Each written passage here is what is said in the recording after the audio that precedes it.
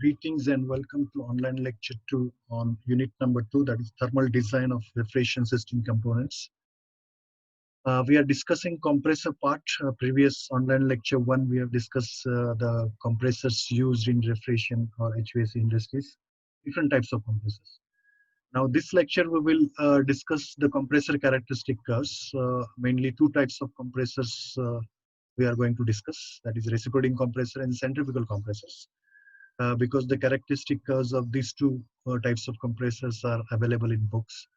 In other types, what we have discussed, still characteristic curves are not available in open literature as well as in books. So we will discuss only these two types of characteristics, that is characteristics of reciprocating compressor and characteristic curves of centrifugal compressor. Generally, the refrigeration manufacturers develop these characteristic curves, and these are generally available in tables and charts. So giving refitting capacity and VHP, that is brake horsepower, which is a function of condenser and evaporator, because these two performance parameters, that is cooling capacity and power input, that varies with the operating parameters, that is condensing and evaporating temperature.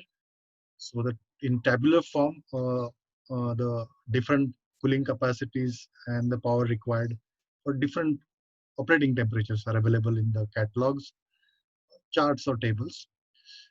And generally, the HVAC practitioners or designers, they generally use this catalog while selecting the compressors, particular compressor according to the design conditions. So now we will discuss the effect of these temperatures or these operating parameters or corresponding pressures on the capacities and power of reciprocating compressor and centrifugal compressor respectively. Now, first of all, we'll discuss the effect of operating parameter on performance of reciprocating compressor. So first operating parameter we consider, that is evaporating temperature. So how evaporating temperature affect on the compressor performance, that is its cooling capacity as well as work input. So this performance characteristic curves are developed by taking evaporating temperature on x-axis and the other performance parameters like cooling capacity, work input and work per TR, that is on y-axis. In this case, as the evaporating temperature increases, we can say the cooling capacity increases, and it increases substantially. Work input also increases, but after a peak value, it decreases. And as the rate of cooling capacity is, rate of increase of cooling capacity is greater than rate of increase of work input, uh, resulting the work rate is less. That's why work per TR, that is work per cooling capacity, that is W star, it decreases continuously. There are two limiting values. So that is limiting value at initial point where the volumetric efficiency is very zero. If for the same condensing, obviously these performance curves are developed for the same condensing temperature. For the same condensing temperature, if you go on reducing this evaporating pressure, so a certain stage is reached, the pressure ratio is very high, and increasing pressure ratio decreases the volumetric efficiency. So volumetric efficiency tends to zero. So obviously the mass flow rate is zero and work input is also zero. That we'll discuss. Now, how this rate is exponential, because if we cooling capacity, it mainly depends on the two parameters, that is cooling capacity and refitting effect and mass flow rate. So mass flow rate is given by this expression. So that is volume piston displacement into specific volume. So rho into V. So instead of rho, inverse of rho is specific volume. So that is theoretical piston displacement V dot P divided by specific volume. So this is, we can say rho into V into volumetric efficiency. So because theoretical piston displacement into volumetric efficiency, that is actual volume. So actual piston displacement or actual suction volume divided by specific volume, that gives you mass flow rate. So mass flow rate is mainly depends on this. So this is mainly density into volume flow rate. Mass flow rate is density into volume flow rate. And instead of density, we have written 1 upon V, that is 1 upon specific volume. So what will happen as the pressure increases? Why cooling capacity increases? Because pressure increases, what will happen with the mass flow that we'll discuss? As the pressure increases, specific volume decreases, and hence you can see as the evaporating temperature increases from minus 10 degrees Celsius to 0 degrees Celsius, there is increase of specific volume. Sorry, decrease of specific volume. So this is if it increases from minus 10 to 0 degrees Celsius, so V1 decreases. So as the V1 decreases, definitely mass flow rate increases, because this piston displacement volumetric efficiency also increases, because it reduces the pressure ratio, so volumetric efficiency increases. So specific volume decreases and volumetric efficiency increases. So that leads to increase the mass flow rate. So mass flow rate increases. Cooling capacity is a product of mass flow rate into refeeding effect. As far as refeeding effect is concerned, that is H1 dash minus H4 dash is the initial enthalpy difference. If evaporating temperature increases, that enthalpy difference increases to H1 minus H4. So obviously H1 minus H4 also increases. So refeeding effect increases, mass flow rate increases, so resulting cooling capacity increases. So both positive effects are there. So cooling capacity increases because of increasing mass flow rate and increasing refeeding effect. But the contribution of mass flow rate is considerable as compared to the contribution of refeeding effect. That's why it is the rate is exponential. So as evaporating temperature increases, so cooling capacity increases exponentially. Secondly, about the work input. Work power input, it is given by mass flow rate into specific work. So mass flow rate already it increases, that we already discussed. And about this is about the H2 minus specific work.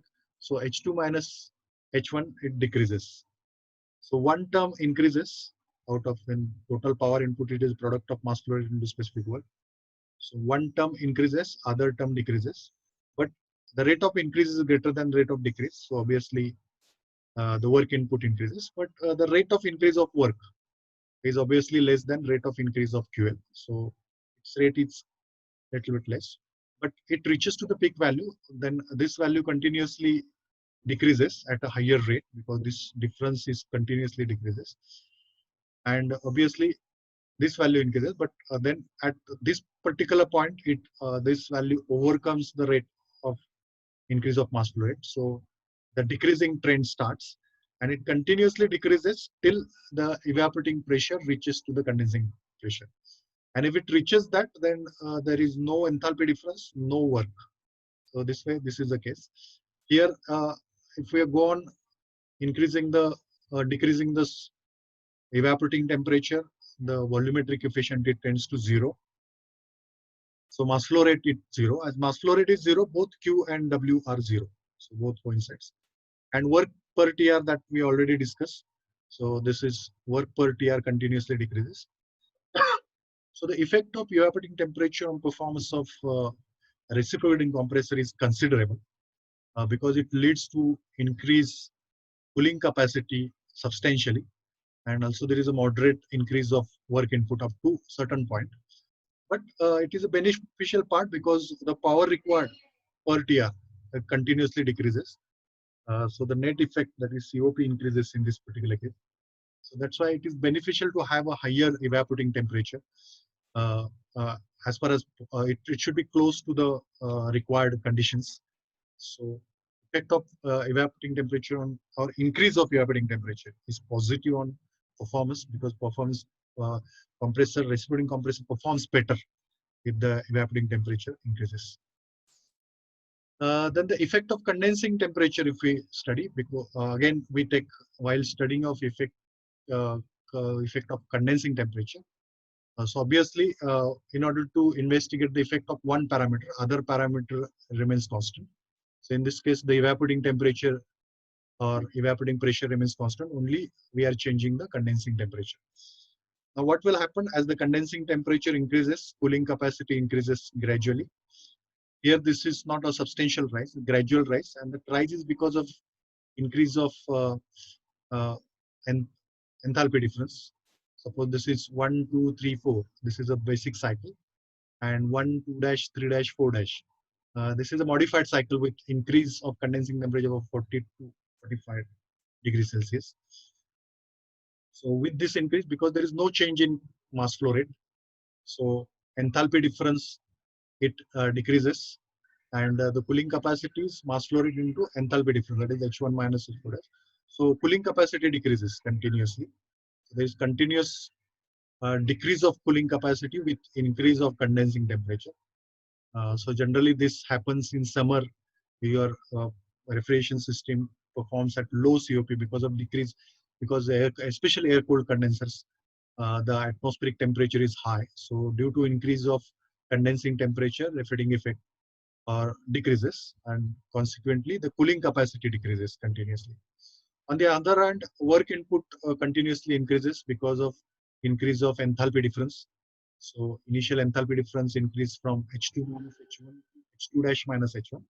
So because of this increase, there is a gradual increase of work input. So as both increase and decrease at the same almost constant rate, so the work per TR are more or less same, but slight increase happens in work per TR. So as far as the effect of condensing temperature on performance of reciprocating compressor is concerned, the effect is not that much considerable or not severe effect. It generally provides the flat characteristic curves. So as compared to the effect of evaporating temperature on the condenser. So condensing temperature effect is not that much influencing. So this is a typical performance curves for R22 refrigerant, where the subcooling temperature is 5.5 degrees Celsius and superheated vapor is around 11 degrees Celsius, and compressor speed for a particular compressor, we can say that speed is, because performance curves are only applicable for particular compressor. If you change the compressor, performance curves are different. So this is R22 compressor of these operating conditions, 17. Now, as evaporating temperature increases, you can say there is increase of power input, increase of capacities, but capacity increase is substantial as compared to the power. And as far as for a particular evaporating temperature, if we set 0 degrees Celsius, the power input is increases, but it gradually increases from 40 degrees Celsius to 62.5 degrees Celsius. And at the same time, cooling capacity decreases. So as the condensing temperature increases, your cooling capacity decreases. So it's a typical curve where it is a combination of effect of both condensing temperature and evaporating temperature. Now we'll discuss the performance characteristics of centrifugal compressor. Centrifugal compressor by nature it is totally a different mechanism than the reciprocating compressor that we already discussed, because reciprocating compressor they are positive displacement compressors, and centrifugal compressors they are non-positive displacement compressors. So both have a different working principles. Reciprocating compressor mainly works on Boyle's law, that is by decreasing volume, the pressure increases. So here in reciprocating compressor, continuously volume decreases of in the suction chamber, and in centrifugal compressor, there is a fixed volume, and there the pressure varies based on the Bernoulli's equation because of the kinetic energy. Because initially, with the help of impeller, the kinetic energy of the fluid increases, and later on in the diffuser section, the whole kinetic energy is converted into pressure energy. So by increasing the speed, obviously kinetic energy increases, and similarly the conversion also increases. So in order to increase the pressure ratio, we need to increase the speed as well. So this is how the centrifugal compressor works. So performance of centrifugal compressor is generally measured with the help of head capacity curves. So head capacity curves, centrifugal compressor or centrifugal pump, the head capacity curves are generally used to investigate the performance of compressor or pump. In this case, head is nothing but the pressure ratio across the compressor. So this is the compression ratio developed by the compressor, P4 by P1. And the capacity, it is either volume flow rate, volumetric capacity, or the cooling capacity consequently. So this is a typical capacity curve or head capacity curve of centrifugal compressor.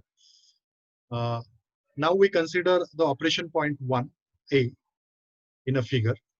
It is the point of operation at full load. The point of operation at full load. So now refrigeration system is working at full load and the point of operation is A. So the corresponding QL is somewhere here. We can. Right? Now when the refrigeration load decreases, so there are many circumstances depending upon the cooling requirement, the load varies. Now suppose if the refrigeration load decreases, the point of operation shifts to the left. Now the point of operation shift to the left until point B of maximum head is reached. So this is the point at which the maximum head is reached. So at this particular point, the compressor develops maximum pressure ratio. So delivery pressure is more. So during A to B, there is no obstruction in the working of the compressor because there continuously the pressure increases and continuously compressor delivers the high pressure fluid to the condenser. So there is no problem. But if the load continues to decrease, now beyond point B, if the load continues to decrease to the left of B, say point C, now it continuously decreases because of again the requirement of the cooling capacity. And if the say point C, now here the pressure ratio which is developed by the compressor becomes, that is the situation arises where the pressure ratio developed by the compressor becomes less than the condenser and evaporator pressure ratio. So at point C, you can see the pressure ratio developed by the compressor is less than the condenser pressure ratio required between condenser and evaporator pressure. Now, what will happen in this case? Now, in this case, this is suppose the condenser side. So here it is connected to the condenser, and this is evaporator. At the R, it is evaporator. So what will happen? As the condenser pressure is greater, so this ratio indicates that the condenser pressure is greater than the discharge pressure of the compressor. So compressor discharge pressure here, and the condenser pressure is decreased. So hence, some gas flows back to the back from the condenser to the evaporator. And so the gas flows back from the condenser because reversal flow takes place because condenser pressure somewhere here it is greater than the discharge pressure. So backflow happens. So this gas flows back to the evaporator through the compressor. And what will happen if it enters into the evaporator? So this part, suppose from the center, it is connected to the evaporator. So this part is connected to the evaporator. So the evaporator pressure increases. So evaporator pressure increases. If the evaporator pressure increases, what will happen? This pressure ratio decreases. Now the situation arises if this pressure ratio decreases and if this pressure ratio increases, then the normal flow starts. Means again, in that case, the compressor pressure overcomes. Now the pressure ratio decreases, means compressor pressure ratio is greater than the evaporator pressure or the system pressure ratio. So again, suddenly the point of operation suddenly shifts to A. So again, the compressor pumps that liquid and suddenly that point C is shifting towards A. Now what will happen as the refrigeration load is still same? It is same because situation remains same. Load is still less. The cycle will repeat itself. Now what will happen? Again, this cycle repeats. So there is a continuously to and fro of refrigerant flow like this. You can see this animation. There is continuously backflow, normal flow, backflow, normal flow. So this cycle will repeat till the refrigeration, because refrigeration load is less. Refrigeration load is less, that's why A shifts to C. Again, C pressure ratio of compressor is greater. So again, C shift to A. So this cycle repeats, and this phenomenon of reversal flow in compressor, centrifugal compressor, is called as surging. So this is the point when arises if we are running the system close to A. So this will happen, and generally this will happen when the load decreases below 35% of the rated capacity. So if your rated capacity is somewhere, so if that rated capacity is not 30%, then it causes severe stress conditions in the compressor as a result of hunting. So this creates a noise and vibration, and it may cause the breakdown of the compressor. This is not at all desirable condition. So the one line is drawn. Now this condition arises, this is for a particular speed, suppose this is particular speed, particular opening. So this condition arises at different speed. So this is a point where the maximum pressure ratio is achieved. And similar conditions we can draw and obtain for maximum head points, we can obtain for different speed values. So these are the different speed values. And the line joining this, that is called as the surge line. So it is recommended to operate your system on the right hand side of this surge line. And somewhere here it is the design point. So this surge line is drawn, that is the line joining the maximum head for different speed and different openings. So this is the surge line. So you can see the capacity of the centrifugal compressor also varies with the speed, because these are the various speeds, that is 70% to 110% speed. So for a particular pressure, suppose if we consider as we go on increasing the speed, definitely flow rate increases, and it increases substantially because here it highly depends upon the flow rate. So as the flow rate increases, definitely capacity increases. So capacity increases with increasing speed. Also, this is a surge line which drawn for different opening at maximum head. Again, for a particular pressures, so these are the opening 0% opening to 90% opening, that is opening of pre-rotation vanes of centrifugal compressor. So centrifugal compressor are always opening. So that opening is fully open at 90 degree and fully closed at 0 degree. So if we keep on opening the wall, definitely the more gas is sucked, and obviously the flow rate increases and your capacity increases. So centrifugal capacity is largely depends on, that is first we see the operation point. We have seen the operation point, and then it also varies with the speed as well as openings. So with openings and speed, as speed increases, the capacity increases, and also opening increases, capacity increases. So these are the three important curves related with the centrifugal curve. So it is different than the curves we have discussed. Now we'll see the comparison of performance of reciprocating compressor and centrifugal compressor. For now, if we compare the effect of evaporating temperature on cooling capacity, for this is for a typical compressor, typical conditions of 38 degrees Celsius, evaporating temperature, speed is constant, and with the variation of 2.5 to 7.5 degrees Celsius, the load varies from 100 degrees 100 TR to 240 TR. So only little variation in evaporating temperature, that is 2 to 7.5 degrees Celsius, causes the load variation of 100 to 40 TR for centrifugal compressor. While on the other hand, for the same load variation, that is 100 to 240, the evaporating temperatures varies from minus 10 degrees Celsius to 6 degrees Celsius. So there is a large variation occurs in reciprocating compressor as compared to centrifugal compressor for load variation.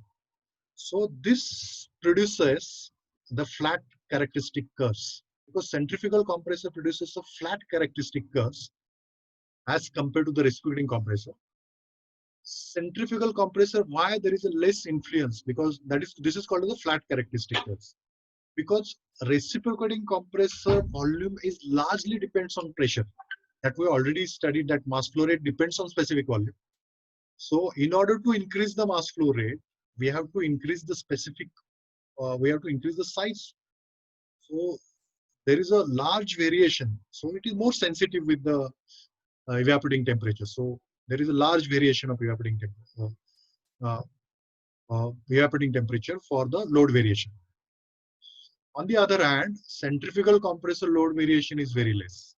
Centrifugal compressor variation for the same load variation, its evaporating temperature varies from 2 degrees Celsius to only 7.5 degrees Celsius.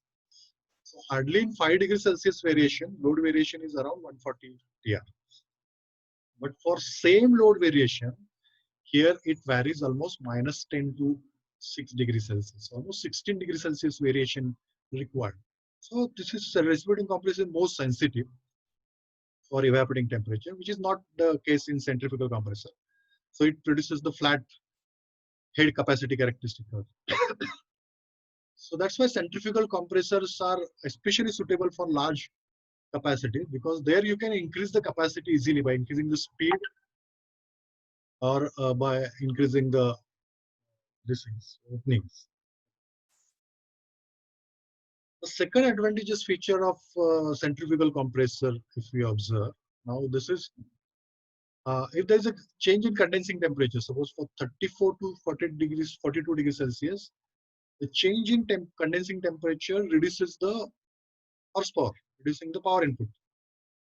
And this generally happens because the condensing temperature increases in reciprocating compressor.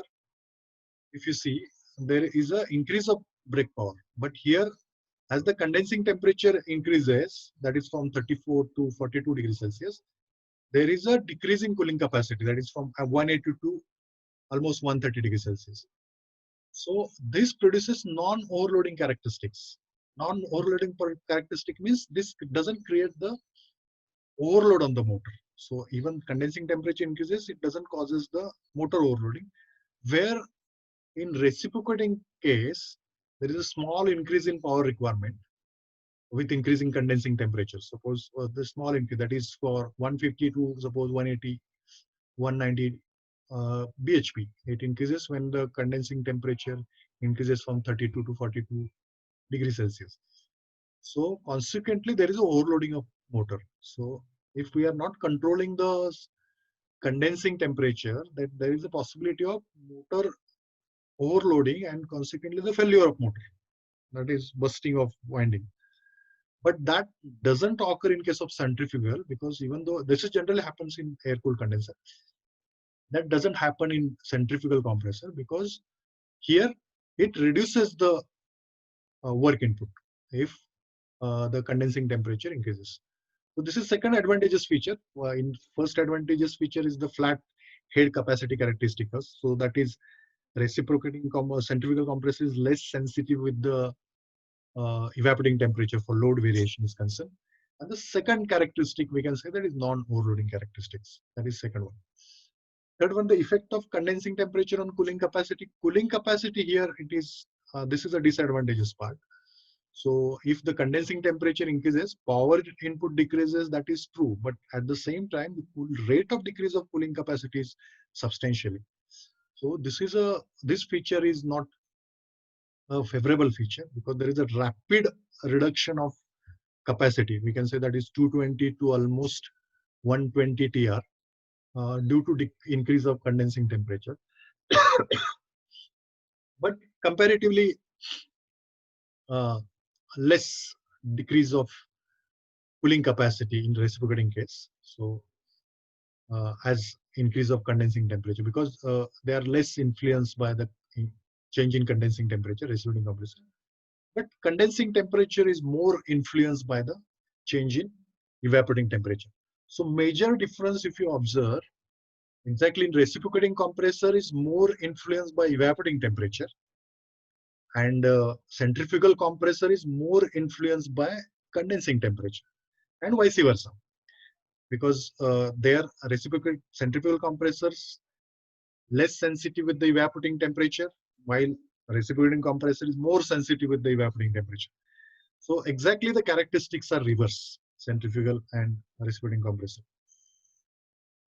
As far as speed is concerned, because a reciprocating compressor, the speed is directly proportional, because specific volume is directly proportional to the RPM. So it varies uniformly. So suppose speed is reduced from 100% to 0%. So in that proportionate, the cooling capacity decreases. But on the other hand, if the speed is decreased from 100% to 80%, here the capacity decreases almost by 80%. So suppose this is 100%, almost it dropped down to 20%. So centrifugal compressor, because there is a speed is proportional to n⁻³ that you already studied in turbo machines, the variation of power and speed and power and cooling capacity. So this is happening in centrifugal. So centrifugal compressor capacity we can easily regulate with the speed. With slight increase, suppose for example with 20% reduction in speed causes almost 80% reduction in capacity. That is the case in centrifugal compressor. While in reciprocating compressor, it is gradually increases. It gradually increases or gradually decreases, we can say, but it is proportional to speed. Cooling capacity is proportional to speed. Same thing happened with the power input. Similarly, with a 20% reduction in speed causes 80% reduction in work in centrifugal compressor.